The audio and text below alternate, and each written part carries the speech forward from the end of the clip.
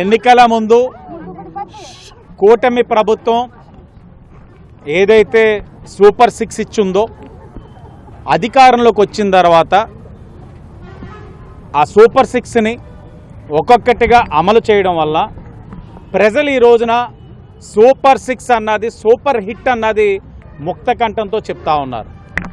అన్నిటికి మించి స్త్రీ శక్తి ఏదైతే ఉచిత బస్సు ప్రయాణం, షరతులు లేని ప్రయాణం, విద్యార్థులు కానీ మహిళలు కానీ విద్యా అవసరం కోసం కానీ వైద్య అవసరం కోసం కానీ వాళ్ళు వృత్తిపరంగా కానివ్వండి, చుట్టుపక్కల గ్రామాల నుంచి నా నగరమే ఉంది, ఉచితంగా వచ్చి తిరుగు ప్రయాణం చేయగలుగుతున్నారు అని అంటే ప్రతి ఇంటిలో కూడా తక్కువలో తక్కువ 3-4 వేల రూపాయలు ఈ కూటమి ప్రభుత్వం వల్ల వాళ్ళకి ఆదా అయ్యిందనేది ప్రతి ఒక్కరు కూడా చెప్తున్న విషయం.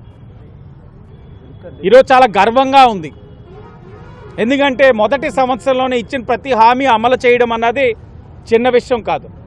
ఆర్థిక పరంగా ఎన్ని సమస్యలున్నా అధిగమిస్తూ ఇచ్చిన ప్రతి హామీని అమలు చేస్తూ కూటమి ప్రభుత్వం చేస్తున్న విధానం ప్రజలందరూ కూడా హర్షిస్తూ ఉన్నారు. ఇది మంచి ప్రభుత్వం.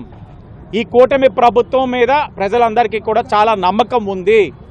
మొదటి సంవత్సరం ఇచ్చిన ప్రతి హామీలు అమలు చేశారు.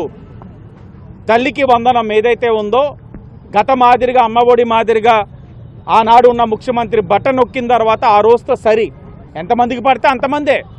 కానీ ఈరోజు తల్లికి వందనం గత 3 నెలలుగా సైట్ ఓపెన్లోనే ఉంచాం. రాని వాళ్ళు అనేకమైన కారణాలు చూపిస్తూ ఉంది. ఆ కారణాలన్నీ సరి చేసుకొని మరలా వాళ్ళకి డబ్బు పడేందుకు గాను ప్రభుత్వం కృషి చేస్తూ ఉంది.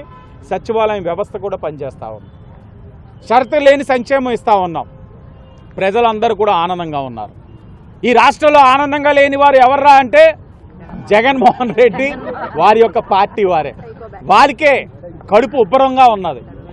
వాళ్ళందరికీ ఈనో ప్యాకెట్లు ఇద్దామని చెప్పి మా మహిళలందరూ కూడా ఇప్పుడే చెప్తా ఉన్నారు. ఎందుకంటే తట్టుకోలేకపోతా ఉన్నారు. వాళ్ళు ఊహించలేదు. ఎందుకంటే జగన్మోహన్ రెడ్డి దిగే సమయానికి ఆర్థికంగా ఈ రాష్ట్రాన్ని ఎంత నష్టపరిచారన్నది ఆయనకి తెలుసు.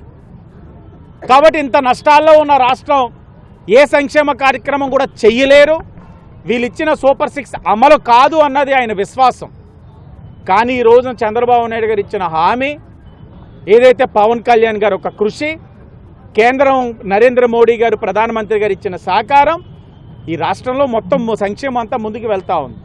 దాంతో మింగలేక కక్కలేక ఈ రోజున వైఎస్ఆర్సీపీ వాళ్ళు చేస్తున్న కార్యక్రమాలు జీర్ణించుకోలేక ఈరోజు దుష్ప్రచారం చేస్తూ ఉన్నారు. ఏదో బస్సుల్లో ఎక్కలేకపోతున్నారు, బస్సుల్లో తోసేసుకుంటున్నారు, బస్సెస్ దగ్గర గొడవలు అయిపోతున్నాయని. మేము గత గంట సేపు ఇదే ఆర్టీసీ కాంప్లెక్స్లోనే ఉన్నాం. ప్రతి బస్సుని చూస్తూ ఉన్నాం. ప్రశాంతంగా వెళ్తూ ఉన్నారు, దిగుతున్నారు, ఎవరి పనాలు చేసుకుంటున్నారు, ఎవరి గమ్యానికి వాళ్ళు చేరుతూ ఉన్నారు. గమ్యం లేకుండా అగమ్య గోచరంగా ఉన్న వ్యక్తి ఎవర్రా అంటే జగన్మోహన్ రెడ్డి, వైసీపీ పార్టీ వాళ్ళే.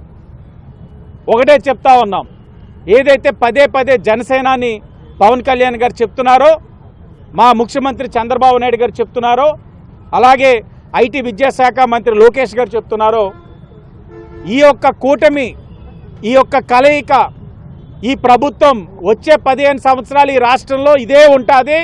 రాసి పెట్టుకోవాలి వైసీపీ వాళ్ళు, ఇదే ప్రభుత్వం ఉంటుంది.